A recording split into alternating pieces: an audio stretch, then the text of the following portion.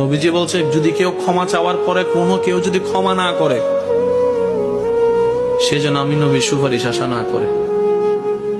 খুব মারাত্মক কথা কিন্তু। সেজন্য নবীজি বলছেন, হে আমার উম্মত, যা জামিলা হয়েছে, যার সাথে হয়েছে, তুমি ক্ষমা করে দাও, তুমি ক্ষমা করে দাও। সে ক্ষমা চাক না চাক, তুমি মাফ করে দাও। তুমি যদি মাফ করলে তোমার ইজ্জতের কমতি হয়, আমি মুস্তাফা থেকে হাসরের ময়দানে তোমার ইজ্জত বুঝে নিও। বিশ্বাস করেন, প্রতিশোধের যতটুকু শান্তি, তার চাইতে বড় শান্তি হচ্ছে মাফ করে দেওয়া। আমাকেও বলার দরকার নাই, কাউকে শোনানোর দরকার নাই।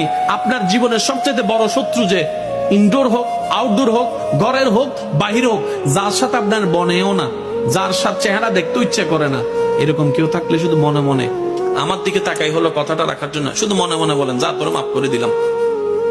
দেখবেন আপনার মনে এটা কেমন যেন একটা শান্তি লাগা শুরু করবে। বিশ্বাস করেন ভাই, রাগ, হিংসা, অহংকার এগুলো শয়তানের জিনিস। এগুলা নিয়ে কেউ শান্তিতে থাকতে পারে নাই। হারালেই জিতা যায় না, হারালেই।